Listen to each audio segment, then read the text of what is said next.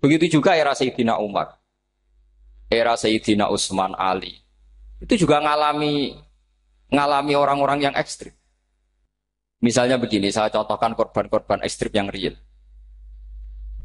Sayyidina Ali itu masyhur, dia punya musuh besar namanya Muawiyah. Karena permusuhan ini tidak bisa dihindari. Jadi kalau dalam fikih Islam ini anak-anak saya ajari fikih. Kalau orang mukmin membunuh orang mukmin itu hukumnya dosa besar apa kecil? Besar. Itu di bab kisos. Tapi orang fikih itu unik. Di fikih itu ada kitab usial namanya. Di takrib ada kitab usial. Dan di situ ada penjelasan mangkutila dunamali fahuwa syahid. Orang yang dibunuh karena membela hartanya atau keluarganya, itu dia mati syahid. Kalau dia posisi membunuh, maka malingnya atau penjahatnya muhaddarun damu. Gak punya hak nuntut kisos karena dia anggap gak ada artinya darah. Nah sekarang begini, suatu saat ada garong ke rumah Anda, ingin membunuh Anda karena ingin mengambil harta Anda. Anda ingin ingat status mukminnya atau status garongnya. Terus kamu mau dibunuh diam aja. Saya tidak mau membunuh orang mukmin atau membunuh orang muslim. Nah, kesulitan yang dialami Sayyidina Ali seperti itu. Orang-orang Khawarij cara berpikir Ali ku geblek. Wong mukmin kok pengen mateni mukmin. Muawiyah ya geblek pisan. Wong mukmin kok pengen mateni orang. Padahal suasana sudah kacau. Ketika seorang penjahat mau membunuh yang punya rumah dan yang punya rumah ingin membunuh penjahat. Itu namanya mukmin bentrok sama orang mukmin. Apa orang benar sahibul hak ingin mempertahankan haknya? Tidak sampai saya tanya. Itu sahibul hak, yaitu yang punya rumah, ingin mempertahankan haknya. Meskipun dalam duel ini kadang terjadi pembunuhan. Nah di sini ini ya, ulama ahli sunnah menyebut masalah istihadiyah. Kelompoknya Sayyidina Ali mempertahankan nyawanya, meskipun dengan cara membunuh pasukan Muawiyah. Pasukan Muawiyah juga mempertahankan nyawanya, meskipun harus membunuh pasukan Ali. Zaman itu susahnya istihad seperti itu. Tapi orang Khawarij cara berpikir enggak, ini biang keladi masalah itu Ali sama Muawiyah. Mereka malah rapat, ya sudah dua-duanya bunuh saja. Ya masyhur tuh, akhirnya Sayyidina Ali dibunuh oleh orang Khawarij. Makanya ini penting ya, pentingnya ngaji seperti ini. Jadi kamu harus dilatih berpikir nubuwah. Ya dilatih berpikir apa? Nubuwah disebut al-ulama warasatul. Meskipun dengan cara yang ekstrim, tapi pikirannya saja, jangan perilakunya. Saya punya contoh sekian kasus, sekian tragedi. Misalnya begini, saya itu dulu punya teman, dia soleh, bisa baca Fathul Mu'in. Dia itu janggal, bilang sama saya, Gus, tidak biasanya Rasulullah itu agak-agak nyindir orang fakir. Ini kok ada hadis kadal fakru ayakuna kufur. Bahwa kefakiran itu mendekati apa? Kekufuran. Dia itu aneh sekali. Biasanya tidak biasanya Rasulullah kritik seperti itu. Walhasil ini singkat cerita, anak ini ngalami satu trauma. Dia itu miskin. Gara-gara miskin gitu jadi burunya orang non muslim. Dan sering disuruh nganter majikannya itu ke tempat-tempat lokalisasi. Dia mulai mikir, ini gara-gara fakir saya harus nganter orang ke lokalisasi. Mulai ingat dia, Sodako Rasulullah ini gara-gara fakir saya jadi pengantar orang ke lokalisasi. Suatu saat majikannya itu benar-benar bangkrut. Malah dari suruh nganter. Pokoknya carikan yang cantik bawa sini. Pusing. Nah, dia akhirnya walhasil lari terus keluar. Terus dia cerita. Betapa ekstrimnya fakir. Sehingga gara-gara fakir saya harus jadi penolong orang yang mau apa mak. Anda boleh berpikir ekstrim, tapi ekstrim dalam melawan kemungkaran itu tadi. Saya nggak boleh jadi fakir. Tapi takutnya fakir yang nanti jadi alat kemak. Imam Ghazali juga punya contoh seperti itu. Imam Ghazali pernah marah besar ketika tren di Baghdad itu orang belajar fikih semua. Hatta la yakuna thamma tabibun illa min ahli dhimmah, kata beliau. Sampai di Baghdad itu tidak ada dokter kecuali orang kafir dhimmah. Akhirnya kalau ada ulama sakit, saya masih ingat pas kecil. Kalau ada ulama sakit itu tidak boleh dibawa ke rumah sakit. Takutnya ketemu dokter muslim, non muslim malah disuntik langsung apa? Akhirnya ulama saat itu berfatwa, orang Islam harus ada yang jadi dokter. Banyaklah gus-gus yang sekolah ke dokter. Yang masyhur ya seperti Sahal itu, Sahal bin Abdul Fattah. Itu dulu putranya Ki Fatah yang menolong Mbah Mahfud saat sembunyi. Saking idolakannya Basal, anaknya dinamakan Sahal, tapi dia jadi dokter spesialis bedah. Begitu seterusnya urusan negara. Dulu itu orang jabat itu tidak boleh, karena jabat itu dekat dengan syubhat, dekat dengan haram. Tapi gara-gara pejabatnya non-muslim, kalau bikin aturan ya ala non-muslim. Ulama akhirnya sadar, andikan kita yang jabat pasti tidak seperti itu. Bisa bikin perda ini, bisa bikin pelaturan begini yang menguntungkan Islam. Nah, jadilah banyak pejabat yang sekarang muslim. Tempat-tempat maksiat diobrak-abrik sama Satpol PP macam-macam. Kita untung. Tapi kalau orang-orang Khawarij pikirannya pokoknya pejabat itu dekat dengan haram, dekat dengan syubhat. Padahal dengan kita jabat bisa bikin perda atau apa yang menguntungkan Islam. Kemudian menjadi masalah baru secara fikih. Ini adik-adik dengerin biar kulino senam fikih. Kalau caleg soleh, misalnya Mas Nadif nyalek, ini tadi tak guyoni, mau jadi bupati ndak, kalau ya mau usah dukung. Jadi misalnya gini ya, Zaid sama Bakar, misalnya Bakar itu orang soleh, mau jadi calon lurah. Dia tahu kalau dia lurahnya kampung lebih baik. Kalau yang jadi ini Zaid, itu kampung itu rusak, karena dia suka dugem, suka macam-macam. Kemudian Zaid ini pasti jadi karena beli suara. Misalnya per kepala itu dibeli 50.000. Bakar ini kalau nggak beli suara, kalah. Padahal dengan kalahnya Bakar artinya kemenangan, kemungkaran. Itu zaman era Fathul Mu'in, muridnya Ibnu Hajar Al-Hitami. Ibnu Hajar muridnya Abu Zakaria Al-Ansori itu fatwa. Yang soleh ini wajib beli suara, bukan boleh, wajib beli suara. Tapi ini namanya tidak nyuap, perlu dicatat. Ini namanya tidak nyuap. Jadi tidak bisa kamu kaitkan misalnya ar-rosi wal murtasi benar. Yang nyuap maupun yang menerima suap adalah sama-sama di neraka. Tidak bisa seperti itu. Karena logikanya dibalik. Sekarang Bakar ini beli suara itu untuk membeli kebenaran. Untuk mengawal kebenaran. Zaid beli suara untuk menopang kebatilan. Berarti namanya Bakar ini penyuap atau pembeli kebenaran? Pembeli kebenaran. Harus dibedakan. Nah, ini pentingnya ulama. Memang nyatanya seperti itu. Yang dikatakan nyuap, riswah itu adalah membayar uang li'ibtolil hakti untuk membatalkan kebenaran atau membenarkan kebatilan. Itu namanya nyuap. Tapi kalau mengeluarkan uang untuk menghakkan barang hak dan membatalkan barang batil, itu namanya uang berjuang. Nah ini pentingnya mikir. Jadi ulama itu mulai dulu sudah berat. Nah sekarang sudah banyak orang-orang khusyuk yang biasa di masjid khusyuk. Kalau ditanya zaman akhir rusak kabeh, wong soleh-soleh wis nyuap. Kalau orang soleh ini tidak nyuap ya tidak jadi. Kalau nggak jadi mereka nggak ada yang jadi DPR, nggak ada partai Islam, habis malah Indonesia. Saya itu punya kenalan banyak pakar-pakar di Jakarta, itu cerita saya, Pak Bahar. Indonesia itu solusinya gampang. Kita ini punya Bali, punya Batam. Itu kalau Bali dimakaukan, Batam dikayakan Hollywood. Amerika kaya itu bukan karena hebat. Pornografi dijual. Tinju di Nevada itu dijual, di Las Vegas dijual. Apa saja dijual. Kalau tidak kaya itu gimana? Sementara Indonesia mau aur-auran gitu sukan partai Islam. Sebenarnya Indonesia gampang. Kalau ingin kaya, Bali itu dikayakan Hollywood atau dikalahkan Makau. Jadi kota judi. Batam dijadikan kaya Las Vegas. Itu transaksinya pasti triliunan.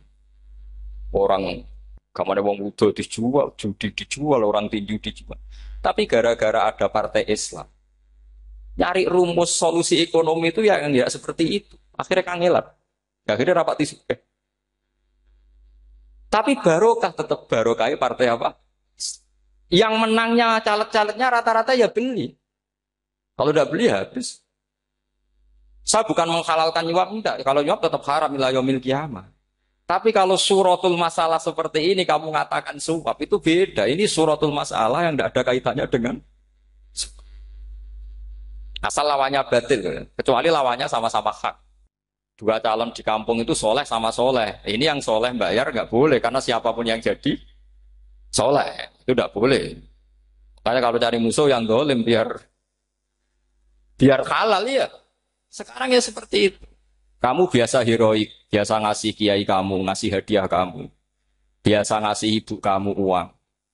Ternyata ibu kamu setelah kamu kasih uang, dikasihkan adik kamu atau kakak kamu yang nggak pernah kerja, terus kamu marah-marah, ini tidak adil. Saya yang memberi nggak dikasih, ini yang nggak kerja dikasih terus. Loh kamu biasa jadi pahlawan kok turun kelas menjadi apa? Pasien. Kamu milih jadi pahlawan apa pasien? Pahlawan. Jadi sebetulnya faham-faham ekstremis ini dari kegoblokan. Dari kegoblokan berpikir nubuah sehingga tidak punya rasa ibadah.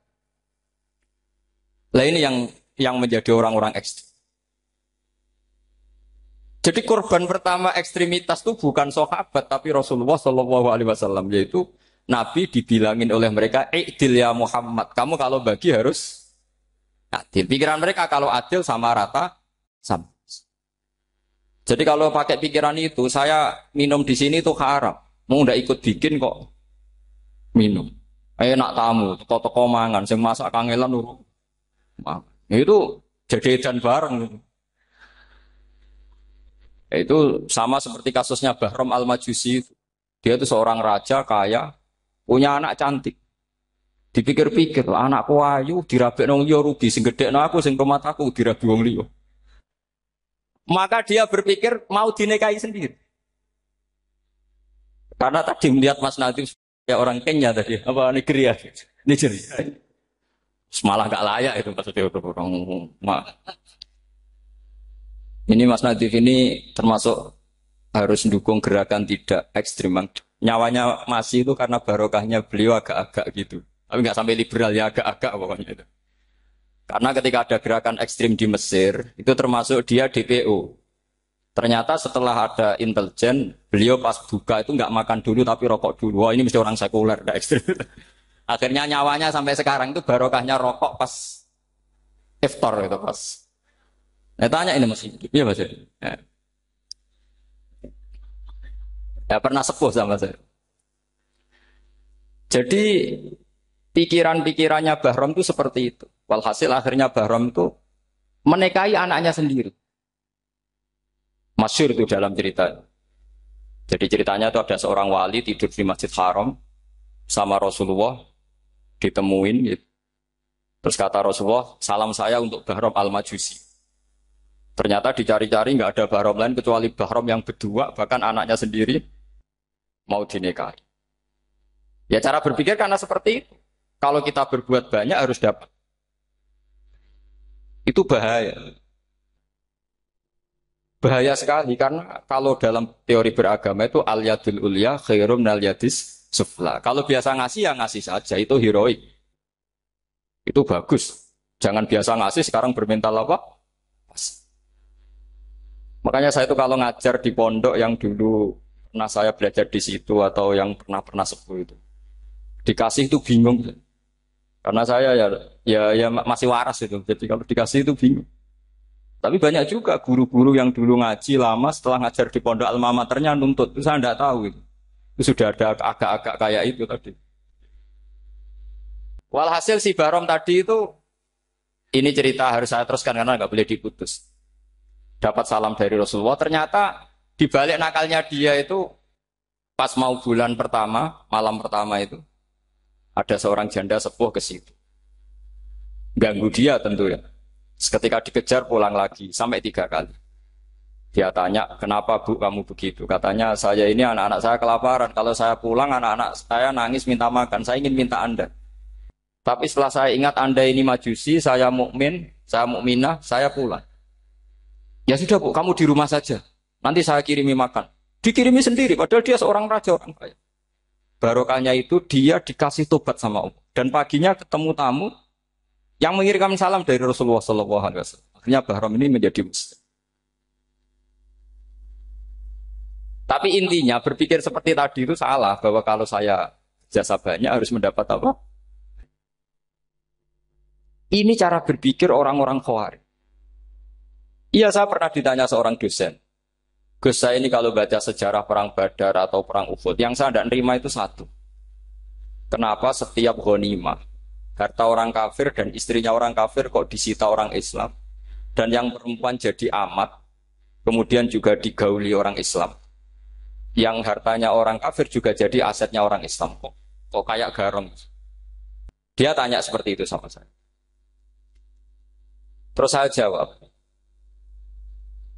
kalau sampean ada garong dan kemudian bawa senpi, senjata api, kemudian garong Anda, penjahat Anda lumpuhkan, ya senpi itu harus Anda kembalikan.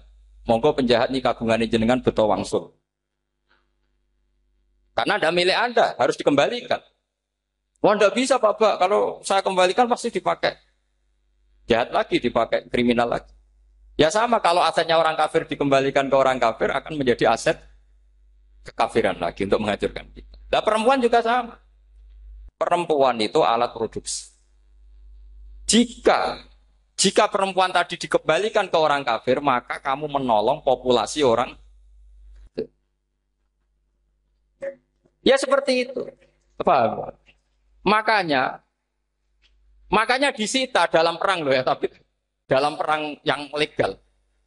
Nah itulah kenapa amat halal. Makanya di Quran itu illa ala azwajihim aw ma malakat aiman.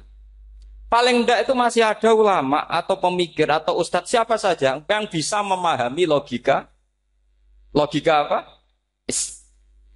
Nanti kalau ulama ini sudah meninggal, orang akan mencibir Islam dengan cara mengatakan Islam itu jahat, yaitu menyita hartanya orang kafir dan istrinya orang kafir setiap kali terjadi perang.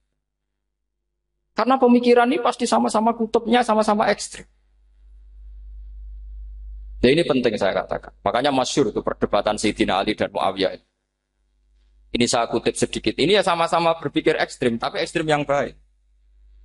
Walhasil dalam satu kerja bakti di Masjid Kuba, itu ada sahabat namanya Ammar. Ini di depan umum, ini penting. Kalau dalam ilmu hadis di depan umum ini penting. Karena nanti menjadi mutawatir. Beda dengan hadis yang Nabi ngendikan sama 1-2 sahabat. Namanya hadis ahadi. Di depan umum Nabi guyon gini sama Ammar. Ya Ammar waihak taktuluka alfiatul baghiyah. Ammar, kamu ini nasib kamu itu agak sial. Karena nanti yang membunuh kamu itu kelompok yang tidak benar. Alfiatul baghiyah itu kelompok yang tidak benar. Itu disaksikan sekian sahabat. Walhasil suatu saat Ammar ini ikut perang dan ikut pasukannya Ali dan terbunuh oleh pasukannya Muawiyah. Seneng Ali. Walhasil Ammar ditemui sama ya Muawiyah. Al-ana dhuhara bi anna fi'ati haqqun wa fi'ataka baghiyah. Sekarang kelihatan siapa yang benar. Saya yang benar, kamu yang salah. Kenapa? Karena Ammar kelompokku dan terbunuh oleh kelompok kamu. Padahal kata Rasulullah yang membunuh Ammar adalah kelompok yang salah. Muawiyah pintar sekali, dia jawabnya gini. Laula kama kutila Ammar. Ammar terbunuh karena bela-belain kamu. Kalau kamu tidak nyuruh dia perang juga gak terbunuh kan. Jadi kamu ikut andil, terbunuhnya siapa? Ammar. Tapi apa kata Sayyidina Ali? Idzan qatala Rasulullah Hamzah. Kalau teori itu Anda pakai, Rasulullah pun membunuh Hamzah. Sekarang Hamzah perang karena suruhan siapa? Rasulullah. Yang membunuh Hamzah siapa? Wahsy. Kalau teori itu Anda pakai, berarti Rasulullah pun membunuh Hamzah. Terus fasa kata Muawiyah, terus Muawiyah diam. Jadi fikih pun itu diputuskan lewat pikiran ekstrim. Tapi bukan ekstrim yang merugikan orang lain. Ya, kalau merugikan orang lain namanya sudah la dororo wa la dirar. Dia menyalahi aturan ini. Makanya saya pernah ngaji di sini dulu ketika tahun kemarin. Fikih-fikih Islam itu punya rumus. Itu ya gara-gara pikiran ekstrim sebetulnya. Saya pernah nyontohkan adalah orang tuh kalau sholat jenazah itu mayitnya di depan. Itu ulama fikih tidak ada yang punya alasan. Mau hanya bilang gini, hakadha wajadna salafan wa khalafan. Mulai dulu kalau nyolati mayit ya jenazahnya di depan. Ya hanya gitu saja, tidak punya alasan. Makanya ulama lain mengatakan tidak apa-apa jenazah di belakang. Yang sholat di depan. Kenapa? Fa innaha laysat bimanzilatil imam. Memangnya jenazah imam kok harus di depan? Itu ya tidak ada yang bisa bantah. Bagaimana mungkin harus di depan? Oh, enggak imam kok harus. Yang harus di depan itu imam. Jenazah itu imam apa enggak? Enggak. Terus alasan kedua sholat ghaib. Kalau ada orang mati di Surabaya, Mas Nadib di sini, sholat gaib boleh enggak? Boleh. Jenazahnya di depan apa belakang? Belakang. Di belakang kan? Berarti harus enggak jenazah di depan? Ya dia mau ngakeh yang jelas kalau itu. Lah ini contoh-contoh kecil. Nah orang Khawarij itu orang yang paling tidak mau menerima otak-atik seperti itu. Akhirnya jadi goblok bareng tadi. Ya makanya Rasulullah pun jadi korbannya Khawarij. Muhammad kamu harus adil. Karena pikiran mereka adil itu yang memberi banyak ya dapat banyak. Kalau pikiran nubuah tidak seperti itu. Kalau yang biasa memberi, biasa heroik, biasa baik ya biar tetap biasa memberi. Jangan dilatih jadi apa? Fasih. Ini mungkin adik-adik juga agak keberatan, tapi harus dilatih. Makanya saya itu jadi kiai itu ya mulai kecil anaknya kiai, butuh kiai. Saya itu ya mulang tuh senang. Saya tidak pernah terlintas dikasih santri atau dihormati ya enggak. Mungkin sampai mati agak terlintas. Ya pikiran saya sederhana. Biasa mulang pahlawan malah sekarang pasen itu malah kayak cemen, kayak turun kelas itu. Jadi saya terus ya enggak kepikiran sama sekali. Loh kalau saya minta sama Allah karena itu atasan saya. Makanya ada ulama yang ekstrim gini, ini kisah nyata. Ada ulama alim datang ke seorang raja. Rajanya ini soleh padahal. Ternyata pas raja itu berdoa, ya Allah saya kasih ini, kasih ini. Padahal ulama tadi itu mau ngajukan proposal. Mau minta apa gitu. Terus dia pulang ketika ditanya, Pak Kiai kenapa pulang? Ternyata raja itu minta zat yang sama yang saya mintai. Kalau raja saja masih minta, ngapain saya minta raja? Saya akan minta zat yang dimintai raja. Terus pulang dia. Oh, itu ya pikiran ekstrim, tapi bagus ekstrimnya. Saya akan minta zat yang dimintai.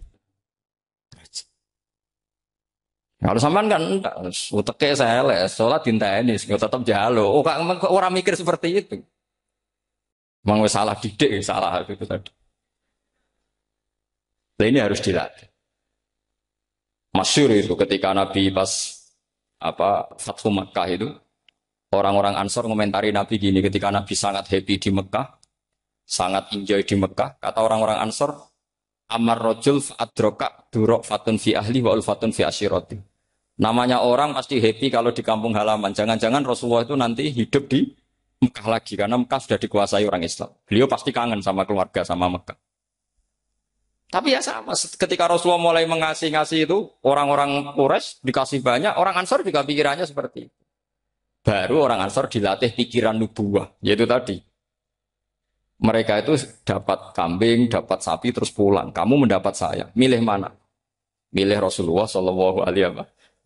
Sekarang kamu saya balik. Kamu punya kiai, kamu bisa memberi hadiah, memberi beliau. Suatu saat kiai Anda ini kaya raya, terus sering ngasih orang-orang yang nggak pernah berjasa. Kamu nggak pernah dikasih. Itu kalau pakai pikiran Khawarij, kiai ini salah karena ngasih orang yang tidak berjasa. Tapi kalau kamu pakai pikiran nubuah, enggak. Alhamdulillah saya tetap istiqomah memberi kiai itu. Dan alhamdulillah enggak dibales. Semoga balasannya di akhir. Ya sudah seperti itu. Kalau pakai pikiran gengsi tadi seperti itu. Masa biasa memberi sekarang posisi diberi. Saya rak turun kelas. Jadi sebetulnya pikiran ekstrim itu boleh. Tapi untuk yang seperti ini bukan ekstrim yang tadi. Makanya ini disebut al-hujat. Al-hujat itu satu logika yang bisa mematahkan asumsi awal. Ini saya harap santri-santri matolek, putra maupun putri berpikir seperti ini. Sehingga sama. Jadi misalnya sekarang dibalik. Kalau ada orang NTT yang masih non-muslim, itu orang kafir yang harus dibunuh atau orang kafir yang harus didakwai. Mesti pikirannya itu, kalau Nabi itu ya semua yang didakwai Nabi dulu orang kafir. Nah, ketika Nabi di Mekah itu pertama ketemu orang kafir itu dibunuh atau didakwai? Didakwai. Ya berarti pilihan sekarang ya didakwai bukan dibunuh. Nah soal perang itu perang itu beda dengan membunuh. Ada janjinya, ada macam-macamnya, terus nggak ada solusi itu baru ada apa? Jadi kalau sudah dibalik-balik gitu, makanya kata ulama-ulama, Khawarij itu pasti salah. Pasti salahnya adalah kalau orang tidak benar ya dibenarkan bukan dibunuh. Kalau setiap orang kafir dibunuh, Nabi kapan jadi nabinya? Karena orang kafir habis. Jadi metode bil hikmati ya ada, metode hasanah ya ada, karena orang kafirnya sudah apa? Mati. Terus, pertanyaan kedua, kalau Nabi harus ekstrim ngapain yang ngawal Jibril? Halnya Israel lebih efektif. Jadi kalau sama-sama ingin ekstrim, Nabi itu nggak usah dikawal Jibril, kan enggak efektif kan? Harusnya yang ngawal itu siapa? Israel. Kan nggak repot. Nah, jadi saya mohon ini saya cerita. Jadi korban pikiran ekstrim itu bukan siapa-siapa. Pertama itu Rasulullah. Akhirnya Rasulullah menjelaskan, ya beginilah cara berpikir. Jadi saya kira demikian. Nanti mungkin kalau ada tanya-tanya, ada pertanyaan. Yang jelas kalau seputar ekstremitas itu bisa latihan. Ya sebenarnya bisa latihan di fikih. Karena fikih ini cerminan dari pikiran ulama. Ya, cerminan dari pikiran apa ulama yang tidak tekstual. Ya, seperti gini ya. Tasaddaqa Rasulullah so'an min tamrin au so'an min aqidin. Ketika zakat fitrah itu Rasulullah mengeluarkan satu sok amr. Amr itu kurma. Kalau menurut tekstual berarti zakat fitrah harus pakai kurma. Tapi semua ulama sedunia mengatakan putih ahli balad. Hanya dalam konteks Indonesia ya pakai apa? Beras. Berarti kata tamr diganti kot. Diganti apa? Kot. Jadi orang itu jangan diajak goblok bareng. Masa Nabi ngendikan tamr harus apa? Makanya saya pernah debat. Pak Nabi itu cingkrang. Kenapa orang-orang itu rata-rata tidak cingkrang? Saya bilang, Nabi itu hidupnya di Mekah. Kenapa Anda hidup di Indonesia? Iya, Nabi itu hidupnya di Mekah. Terus saya tanya lagi, Nabi itu hafal Quran, kamu udah hafal? Saya hafal Quran. Kalau cingkrang gampang, karek ngetok. Ya, kalau ada sunnah Rasul, Nabi hafal Quran, enggak? Hafal kan? Berarti kalau ikut sunnah Rasul, hafal Quran. Jangan cingkrak tok, ya hafal apa? Ya sama poligami juga gitu yang tadi diceritakan Mas Natif itu. Nabi itu poligami setelah Khadijah meninggal. Apa mereka mau nunggu istri pertama meninggal? Kalau ingin persis loh. Kalau ingin persis nunggu istri pertama meninggal. Ah ya. Enggak mau juga kan. Ya biasa saja lah. Pokoknya yang dihalalkan syariat ya kita bilang halal, yang diharamkan kita bilang apa? Enggak usah sok suci isi sunnah Rasul. Saya punya banyak cerita. Abu Bakar itu dulu sering menghindari sunnah Rasul. Dulu Rasulullah itu kalau ada orang minta ya dikasih. Ketika Abu Bakar bikin Baitul Mal. Ketika ditanya ini zaman Rasulullah tidak ada. Kata Abu Bakar, huwa Rasulullah. Beliau itu Rasulullah. Mau gak di-manage ya negara tertib. Umar bikin pasukan itu diangkat negara. Kalau dulu zaman Nabi yang ikut perang bahaya, yang tidak perang namanya munafik. Era Umar tidak, militer itu ditunjuk. Ya digaji pakai Diwanul Murtaziko. Ketika ditanya, kenapa tidak kayak Rasulullah? Huwa Rasulullah, mbok tidak tertib pun tetap negara stabil. Karena ada karisma. Jadi kadang-kadang dalam banyak hal, itu kita malah tidak boleh persis Rasulullah karena kadang banyak khususnya. Yaitu contoh yang paling masyhur di fikih ya kayak Nabi itu nikah 9 itu khususnya. Dalam strategi juga sama. Dalam strategi memanage negara juga sama. Banyak sahabat yang punya ide yang zaman Nabi itu tidak ada. Ketika ditanya, kenapa tidak persis Nabi? Katanya huwa Rasulullah. Ya Rasulullah itu meskipun seperti itu, meskipun tidak tertib secara rasional, tetap dikawal wahyu. Makanya negara baik-baik saja.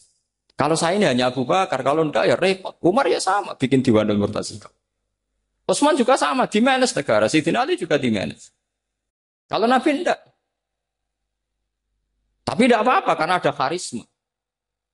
Sama tak cerita nih, masalah zakat yang masyhur. Orang paling bakhil sekalipun, paling kikir sekalipun, itu zaman Rasulullah bayar zakat. Karena pikirannya setelah zakat dikasihkan, Rasulullah mendoakan. Khudh min amwalihim shadaqatan tutahhiruhum wa tuzakkihim biha wa sholli alaihim. Inna sholataka sakanul lahum. Era Abu Bakar enggak. Sorry ya Abu Bakar, dulu kita zakat sama Rasulullah karena didoakan beliau. Kamu hanya Abu Bakar, saya tidak mau zakat. Ya sama lah seperti orang dipimpin ulama-ulama karismatik. Orang dipimpin Badola itu tidak usah metai, santri sudah nurut. Dipimpin Manazif, gak bikin pelaturan, habis pondok. Kalau tidak ngancam, gak gini, ditakzir, gak gini, habis.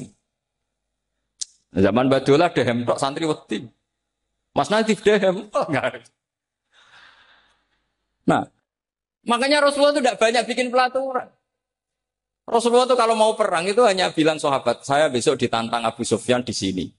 Saya mau perang. Oh itu sahabat ikut semua. Orang melihat wajahnya, melihat karismanya sudah tertarik ingin menyelamatkan beliau. Kita tidak akan ridho Rasulullah keluar sendiri.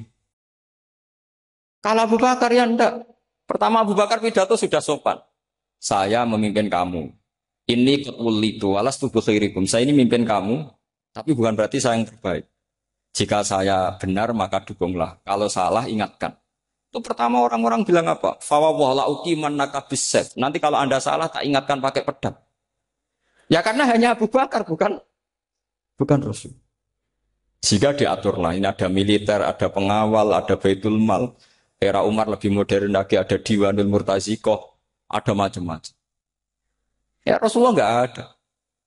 Nah sekarang orang sidik-sidik muni sunnah Rasul. Padahal ada sunnah Rasul yang khasnya Rasulullah sebagai nubuah. Ya khasnya Rasulullah sebagai apa? Coba Nabi itu istrinya 9. Semuanya cerita tentang tahajudnya Nabi, witirnya Nabi. Apa kira-kira Mas Nadif kalau punya istri 4 ceritanya tentang tahajudnya Mas Nadif? Kan enggak. Nah, jadi saya mohon, nah, sebetulnya pikiran-pikiran ekstrim itu karena enggak mau belajar. Enggak mau belajar. Kalau mau belajar itu kata Imam Ghazali itu dalam kitab Imla, Al-Imla fi Iskalatil Ikhya itu. Fal ma'ani awsa'u minal ibarat. Yang namanya ma'ani itu awsa'u minal ibarat. Jadi yang fal ma'ani awsa'u minal ibarat. Jadi yang namanya makna itu lebih luas minal apa? Ibarat. Nah, ini contoh yang paling nyata ya Sayyidina Ali. Ketika Sayyidina Ali perang sama Muawiyah, itu Sayyidina Ali bilang, sebaiknya Muawiyah kirim delegasi, mediator. Saya juga kirim mediator. Terus orang-orang Khawarij karena tadi tekstual. Mahada ya Ali. Ini apa ya Ali? Lam yujad fi kitabillah. Aturan mediator itu tidak ada di Quran. Bahwa kalau kita perang harus ada mediator itu tidak ada. Terus Sayyidina Ali baca ayat. Wa in khiftum shiqaqa bainihima fab'atsu hakaman min ahli wa hakaman min ahliya. Jika lelaki dan perempuan, suami istri terjadi shiqaq, terjadi konflik, maka suami kirim satu mediator, yang pihak perempuan juga kirim mediator. Terus Sayyidina Ali ngendikan, wa amru Muhammad a'dhamu min amri rajulin wa imra'atin. Urusan umat Muhammad lebih serius ketimbang urusan hanya sekedar suami dan istri. Maka kita butuh hakam, butuh mediator. Baru 4.000 orang Khawarij tobat ngikuti pikirannya Sayyidina Ali yang tidak tekstual. Sama seperti zaman Rasulullah. Ketika Rasulullah mau perang Badar, saya ini mau perang Badar kata Rasulullah. Musuh saya itu 1.000 lebih. Kalian hanya 313. Apa kita teruskan? Itu sahabat langsung bilang gini, saya itu hafal teksnya. Idzan lanaqulu laka kama qalat banu Israil fathab anta wa rabbuka faqatila inna hahuna qa'idun walakin idhab anta faqatila inna ma'akum muqatilun. Ini kelihatan sekali bahwa para sahabat sudah ada tekstual. Orang-orang Bani Israel ketika melihat Musa katanya sakti dan orang dekat Allah, itu cara berpikir orang Bani Israel gini. Walhasil ada perintah supaya Musa itu merangi kaum Jabarin. Orang Jabar ini gagah-gagah. Pikirannya orang Bani Israel. Musa kami itu sakti dekat Allah. Ya sudahlah sama Allah saja sana. Tak tunggu di rumah kabarnya. Itu kan sama dengan santri semedit. Roh kiai ini suga. Kiai aku suga. Terus tak pikirkan seperti itu. Ya sama seperti itu. Nabi ku kekasih Allah. Mesti perang menang. Terus tak ewangi mesti menangis. Fadhab anta wa rabbuka faqatila inna hahuna. Kok itu? Ya sudah kamu berangkat saja sama Tuhan. Tak tunggu di rumah. Tapi apa kata para sahabat Ansor ketika Nabi minta supaya mereka dukung di perang Badar? Langsung bilang, idzan lanaku laka kama qalat Bani Israil. Kita tidak akan bermental kayak Bani Israil. Ini tekstual apa? Enggak. Mereka punya mafhum, punya pikiran. Cara Mas Nadi punya kreatif. Bahwa ini mental yang bejat, kita tidak akan meniru seperti itu sahabat. Jadi dulu sahabat itu makna di Quran juga ada tekstual. Jadi bisa memahami. Nah sekarang orang memaksa semuanya harus tekstual. Ya meskipun tadi jangan terlalu liar terus menjadi liberal.